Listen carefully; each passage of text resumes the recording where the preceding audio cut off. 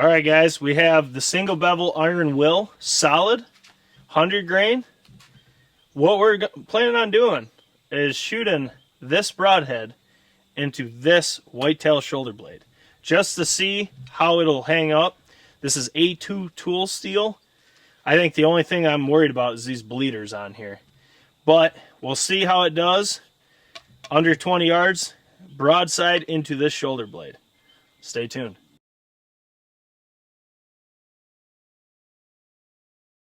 Alright guys, so the arrow I'm going to be using is the Gold Tip Force FOC. This is a 100 grain broadhead. There's a 100 grain brass insert in the front here, so 200 grains up front. We have a standard whitetail shoulder blade. I bought a bunch of these so we could do these tests and see what's all these broadheads we've tested, see what they would do, how they would survive an actual shoulder blade hidden dead flush, and really see how the durability of these tests are. This is the most realistic way of doing it. I do think the car hood is a lot closer than people think. So let's just get to it. We're going to jam it down in the target this way so we can shoot through the crotch first, and then if it survives, we'll shoot it right through the thickest part of this and really test this thing. It should not make it through that, I don't think, but we're going to find out. So the bow I'm going to be using is over here in the grass. It is my Matthews Triax with wake limbs. It's 83.5 pound draw.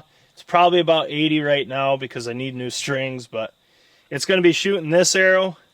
Probably 273, 275, somewhere in there, maybe a little faster. This is lighter than what I'm hunting with, but that doesn't matter. The range doesn't matter. All that matters is what's going to happen to the shoulder blade and to this broadhead, more importantly. Let's just get right to it. Yep. All right, so here we go. We already know all the specs that are important. All we need to know now is what's going to happen to that shoulder blade and what's going to happen to this broadhead. Hopefully it flies true. You're good? Yep. All right, crotch first. I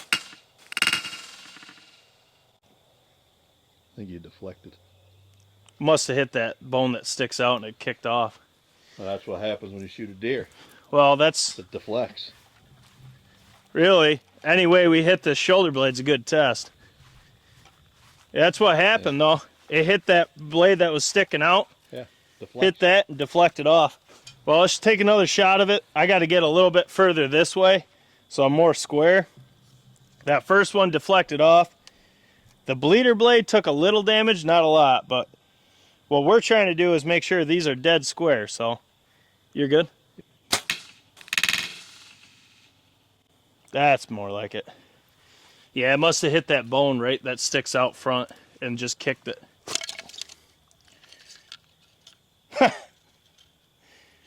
Nothing. It did nothing to it. That bleeder blade looks exactly like it did the first shot. Put a kind of a weird break into it, though. It doesn't look how you think it would. All right, 2 shots in. That first shot, this bone was sticking out. It hit the front of this and deflected and then broke that off, which the bleeder blade took a little damage. Second shot went straight through here. Good. And there was no more damage. The bleeder blade, which one? This one. It's a little loose too. The bleeder blade was that chipped from the first shot. The second shot, it didn't really do anything to it. But I did notice this is a little loose. So that is to be noted. But the actual broadhead, there is nothing on it. Oh, that's sharp. It's still real sharp. So now we're going to try to put it right down in here. This is a tricky shot because the only way we can pin this is with this bone out. So I got to try to get a good enough angle that I can get right here without hitting this because it will deflect. So let's get to it. All right, so this one I got to get like right here, and then I'll be able to put it right in that stem. So let's see. This iron will is holding up really well so far. Good? Yep. All right, this is going to be a hard shot. There's not a lot of real estate there. Oh, swing and a miss. That's hard. All right, so we'll try this again. That's a tiny little window to hit. Let's see. I got to aim a lot lower.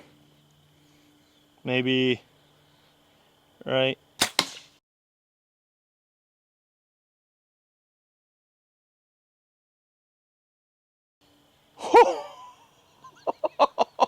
It split it.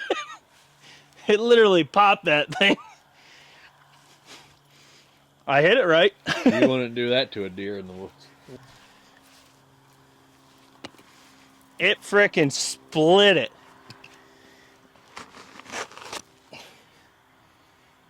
It took a little damage on that one. Chew on it. Alright, so as you saw in the video, it split it. I hit it right in that crotch, right there, and it literally just split it. Now, the most important thing, what did the broadhead do? Let me get this target off it and bone marrow. Okay, so you can see. You're good. Good. You can see it did suffer some damage here on both sides of the blade. The one side took the brunt of it. It's still razor sharp. But that A2 held up. I mean, you could sharpen this out and be fine. The bleeder blades look exactly the same. I think that Tano tip, it's designed to split bone, and I think that's what happened because all the damage is right in the front. Must have split it open and saved these outsides, which they are razor sharp. That did really well. So you expect that out of a $30 broadhead, though. I mean, no, you're not going to be shooting shoulder blades, but to be able to withstand 3 shots into the shoulder blade and eventually blow it up, and the damages you receive, you could file off the back and sharpen. And the corners, which the most important thing is, can the broadhead not only withstand the impact, but keep a sharp edge so it can cut through vitals, which this one definitely does. This Iron Will 100 grain single bevel is the real deal. This thing's sweet. I like bleeders and I don't like bleeders, but that's about the most damage that was taken. But this thing did really well. Did really well indeed. But guys, if you're liking these broadhead tests in the shoulder blades, make sure to smash the thumbs up button. Share these with all you guys that you hunt with. These are about as real tests as you can get without shooting a live whitetail shoulder blade. That's a little messed up. So this way we can shoot shoulder blades from whitetail and see what they will do to broadheads. And this Iron Will did extremely well. I mean, really, you could just file it off, sharpen it, and you still got to be careful. It's still razor sharp through there. That'd get right through a shoulder if you have to. And higher FOC setups will blow right through. And you're still going to be cutting vitals just like you need to be to get a clean, ethical kill, if that was to happen. That's cool. But guys, make sure to check the links down below for Patreon and YouTube memberships. Both those offer ways to support the channel on top of just the little bit we get paid from views. It's not that much when you're hunting. Don't let anyone lie to you. You do get paid for hunts. That's not true. You do get paid for hunts. It's not demonetized. But it's a lot less than any other content on YouTube. That is a fact. So through Patreon and YouTube memberships, we can keep funding all this testing that actually gives you realistic results so you can invest your hard-earned money in broadheads or gear to be successful in the field. So both those ways are ways to support the channel. We got more shoulder blades to shoot, more broadheads to put in them. So guys, as always, this is Jake Sleesman, Blue Collar Outdoors, and we'll catch you on the next one.